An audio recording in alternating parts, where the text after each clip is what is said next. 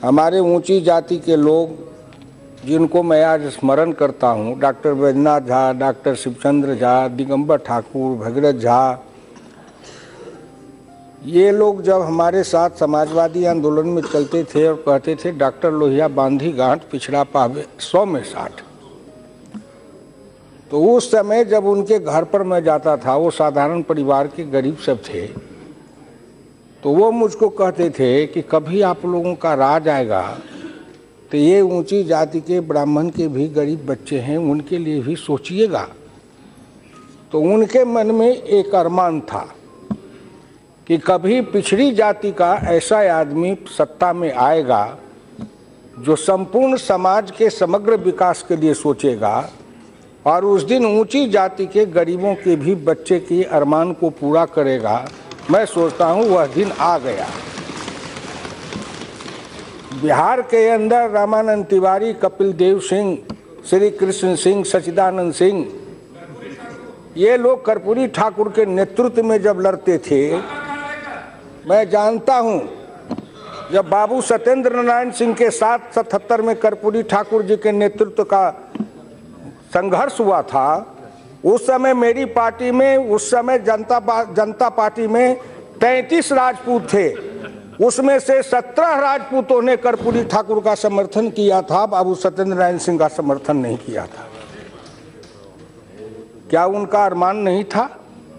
इसलिए 77 में जब कर्पूरी ठाकुर ने आरक्षण दिया 26%, तो उन्होंने दिया 12% पिछड़ा एनेक्चर 1, 8% एनेक्चर 2, 3% महिला, 3% आर्थिक दृष्टिकोण से गरीब। उन्होंने शुरुआत की थी, वहां थे। आज उसको बढ़ते बढ़ते हम यहां तक आए हैं। पिछड़ा वर्ग कमीशन का जब सवाल आया, इतने दिन नहीं हुआ, जाने दीजिए, लेकिन मुझे लोग कहते थे कि भारतीय जनता पार्टी कभी पिछड़ा वर्ग राष्ट्रीय आयोग को संवैधानिक दर्जा दे पाएगी? ऊंची जातियों के पार्टी वाले हैं, ये कभी करेंगे? लेकिन जब ये आरक्षण का पिछड़ा वर्ग आयोग को राष्ट्रीय आयोग का दर्जा दिया गया, संवैधानिक दर्जा, तो उसके पास करने समय में भाई राजनाथ सिंह, सुषमा स्वराज जी, अडवाणी जी, गडकरी जी, ये कलराज मिश्र बैठे हैं, इन सभी ऊंची जातियों के लोगों ने पिछड़ा वर्ग आयोग को जब राष्ट्रीय आयोग का दर्जा दिया, तो क्या ये पिछड़े वर्ग के लिए इनकी कुर्बानी नहीं है? क्या इनके इस कुर्बानी को भूल जाएंगे?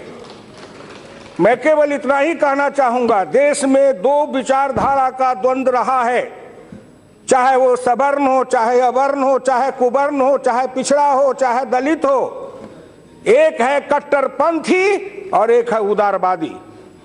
वाल्मीकि से लेकर के, मैं वहां से शुरू करूंगा, वाल्मीकि से लेकर समाजवादी आंदोलन की धारा में आज भारतीय जनता पार्टी में राजनाथ सिंह से लेकर सुषमा स्वराज तक उसी वाल्मीकि के उदारपंथी पर धारा के प्रतिपोषक हैं। इसलिए मैं इन सबों को धन्यवाद देता हूं।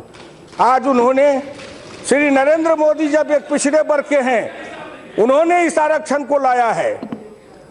जिस समय कर्पूरी ठाकुर के नेतृत्व में अध्यक्ष जी और हमारे साथियों, ऊंची जाति के साथियों, मुझे कंधा पर लेकर नेता बना रहे थे, आज इस सदन में गरजने वाले लोग हैं, उनका कहीं जन्म भी नहीं हुआ था। हमने क्या क्या नहीं भोगा और उसको भोगते हुए यहां तक आए, हमने सब देखा। अभी धर्मेंद्र जी बोल रहे थे, क्या वो भूल जाते हैं कि मुलायम सिंह और अखिलेश के बनाने में जनेश्वर मिश्रा का इनके पसीना से कम योगदान है? ब्रजभूषण तिवारी का कम योगदान है? मोहन सिंह का कम योगदान है? राजनारायण का कम योगदान है? क्या बात करते हो? क्या बात करते हो? धन्यवाद दो उनको। ये ऊंची जाति के लोगों को डॉक्टर लोहिया ने कहा था कि अब नमक बन जाओ, खाद बन जाओ, तब आपके इस खाद पर, इस नमक पर पिछड़े और दलित समाज के कमल खिलेंगे। जो उन्होंने खाद बनने का काम किया, पसीना देने का काम किया, परिश्रम देने का काम किया, आज पिछड़े दलित के हाथ में सत्ता आई है, तो उन गरीब, ऊंची जाति के गरीब बेटे के आंख के आंसू नहीं पोंछोगे तो ये राजनीतिक पाप होगा। इसलिए मैं आपसे प्रार्थना करता हूं, जरा उदार बन के सोचो। कट्टरपंथी धारा का मैं सब दिन से विरोधी रहा हूं। कट्टरपंथी कोई भी धारा हो, चाहे सांप्रदायिक हो, चाहे धार्मिक हो, चाहे राजनीतिक हो, ये कट्टरपंथी जातवाद की धारा से मैं लड़ते आया। अगर नहीं लड़ता अध्यक्ष जी तो हुकुमदेव नारायण यादव भारतीय जनता पार्टी में क्यों आता? मेरी लड़ाई किस बात की थी? और आज भी लड़ाई है। जीवन के अंतिम क्षण तक उस कट्टरवाद के विरुद्ध में लड़ते आया हूं और जीवन के अंतिम क्षण तक लड़ूंगा। भारत ने हमेशा उदारवादी धारा को समर्थन किया है, माना है। आज यह विधेयक उसको लाके सामाजिक समरसता लाने में, ऊंच नीच का भेद मिटाने में, अंत में मैं कहूंगा सुषमा स्वराज जी वहां लीडर ऑफ अपोजिशन थी, राजनारायण जी, राजनाथ जी, अडवाणी जी सब बैठते थे आगे, मैं दूसरी बेंच पर था। महिला आरक्षण विधेयक आया था, उसमें गोपीनाथ मुंडे जी के नेतृत्व में हम पिछड़ों ने भाजपा में कहा था कि आरक्षण स्वीकार है, लेकिन महिला आरक्षण में पिछड़े और दलित के लिए भी आरक्षण का प्रावधान होना चाहिए। माननीय अडवाणी जी के अपने घर पर सबको बुलाए, पार्टी में सहमति बनी, उस विधेयक में आया कि साहब इनको मिलना चाहिए। लेकिन जब कभी हम पिछड़ा की बात डालते हैं तो कांग्रेस पार्टी उसमें टांग लगा देती थी कि इसमें अल्पसंख्यक भी घुसाओ, अल्पसंख्यक भी घुसाओ। माने इनका पिछड़ा से क्या दुश्मनी है, मुझे समझ में नहीं आया। आजाद भारत में मैं कांग्रेस पार्टी से पूछना चाहता हूं कि इन्होंने अखिल भारतीय स्तर पर पिछड़ी जाति का एक भी नेता पैदा किया हो तो बताओ। प्रादेशिक स्तर पर किए हुए हो तो बताओ।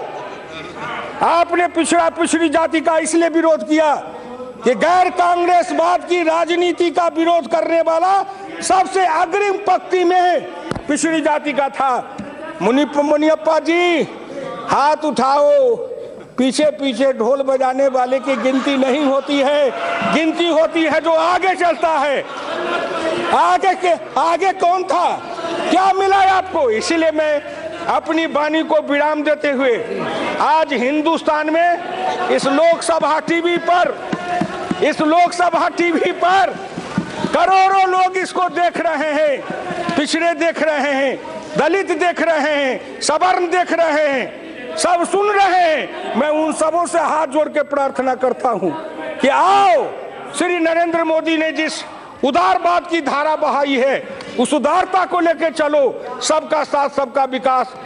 अगर उज्ज्वला योजना में गैस बांटा गया तो सबसे ज्यादा पिछड़ा है, दलित है, अनुसूचित जाति है, मुस्लिम है, कहाँ उसमें कोई विवाद है? इसलिए जितने भी सरकार की योजना है सब गरीबों उन्मुखी है, झोपड़ी वाले के लिए है, गरीब के लिए है, निर्धन के लिए है, निर्बल के लिए है। आज ऊंची जाति के निर्बल और निर्धन के लिए भी यह आरक्षण का विधेयक आया है। मैं उसका समर्थन करता हूं, स्वागत करता हूं और देश के करोड़ों नौजवानों को कहता हूं, उठो, नए भारत के निर्माण के लिए एक नया सूरज का उदय हुआ है। नरेंद्र मोदी जी के नेतृत्व में इस सूरज का अभिनंदन करो और इस समाज को सबको मिला के आगे बढ़ाओ। धन्यवाद। इस तरह की खबरें देखने के लिए आप हमारे चैनल को लाइक करके सब्सक्राइब कीजिए और नोटिफिकेशन बेल ऑन कीजिए। धन्यवाद।